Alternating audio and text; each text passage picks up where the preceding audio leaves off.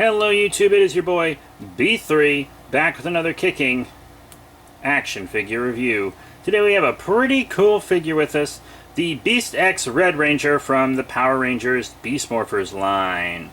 Yeah! So, this was like a special form they got in the Sentai. I'm not watching Season 2 of Beast Morphers, but I have seen them get this form in Takumi Sentai Go Busters, so I'm a little familiar with it. It's very, very cool. It's really just the Red Ranger figure with different sculpts below the knee, different sculpts below the elbow, and then this plastic covering thrown over the torso. But it's enough to make him different enough to be worth purchasing, especially since he has much different accessories. So that's pretty cool. Speaking of accessories, let's show them to you. He's got this big old sword that was not in the Sentai. It's pretty cool. He can like hold and spin it or something. It can spin, flop around, use your sword technique. I don't know, man. It keeps hitting my hand when I try to do it because I got big old meaty adult hands, but kids will have more. There we go. Kids will have more fun with it. Neat. I actually really like this sword. I think it's pretty cool. And then he also has this bow, but you hold it like a gun, and the head of it articulates because I think it can turn multiple ways in the show. Don't quote me on that, but you know, he can pull that back and then let it go, fire lasers or whatever. I don't know, I think it's cool.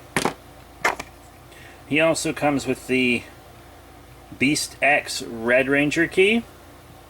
I really like collecting these keys, to be honest. You know, it opens up and then you can stab that into your morpher for a little roleplay action, or you can attach it to his arm, so that way kids that don't have the morpher can still get some playability out of it. You see what I'm saying? Kids without the morpher can still play with it because you can use it as a weapon on the toy. Pretty cool, huh? So now let's talk about this Ranger's articulation. It's about what you would expect from a $10 toy, which is a good price for this, I think. Side to side on the head, it's got a little wobble as well. This can move around, which makes it hinder a little less, to be completely honest, but it does hinder a little going up, but not much because it doesn't go up that far. So you see hindering all that. Elbow, no waist. We got in and out on the leg, which the villains don't get, but the Rangers do. Forward, but no back because he's got butt.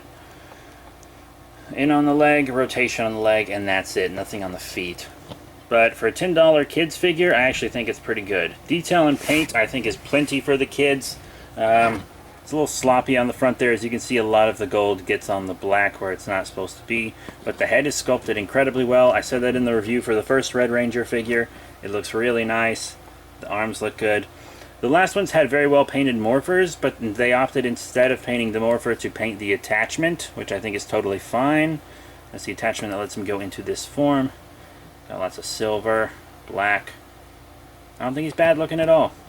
You know, $10 kids toy. It's good for that. So now let's get into yoink size comparisons. We'll also zoom out a little for that. First up, how about we compare him to the Lightning Collection? Here's Blaze.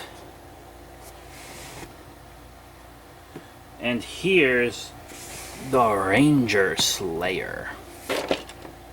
So that's him with the Lightning Collection. Honestly, not terrible. He's a little short, but not so bad, you know? So let's remove them.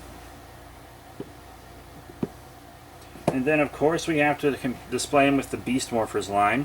Here he is with Drilltron, one of his adversaries, and it was my favorite villain from the Sentai design-wise. And then here he is with the Beast X Blue Ranger.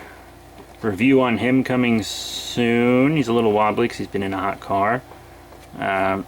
So yeah, they look great with each other.